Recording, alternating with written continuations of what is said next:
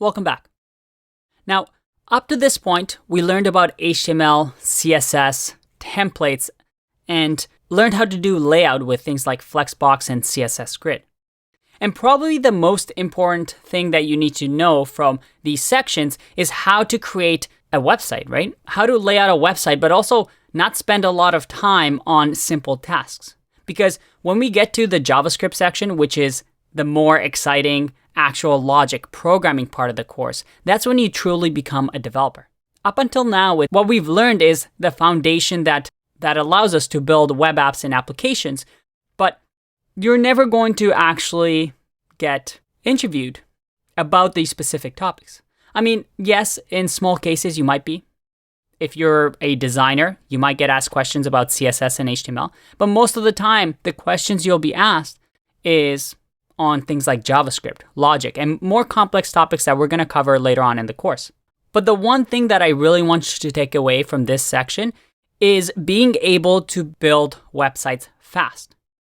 Or at least get to the part where you need to start writing JavaScript, because that's where your real job begins. So I have a task for you. Using all the skills that you've learned up until now, I want you to create a layout of a website, something that you're going to do over and over throughout your career.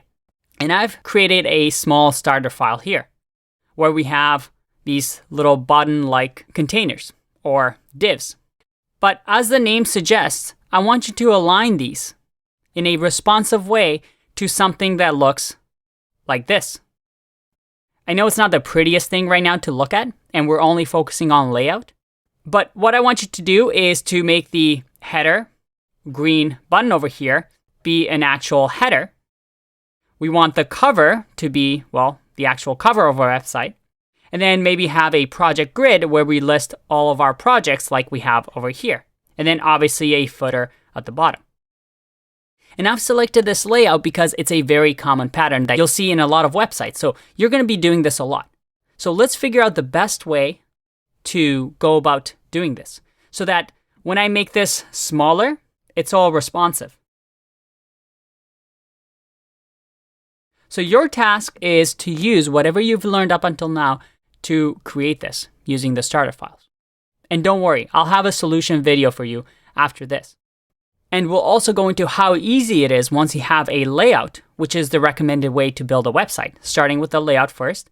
And then once you have the layout fixed, converting this into something usable like this. Because styling becomes really, really easy once you have the layout in place. Now, the one hint that I want to give here is to use both Flexbox and CSS Grid to accomplish your goal. Although anything you can do in Flexbox, you can do with Grid and vice versa, or at least most things, using the tools in combination, Flexbox and CSS Grid together is really, really powerful to allow you to build a layout like this. So good luck. I know it's going to be tough, but I'll see you in the solution video. Bye-bye.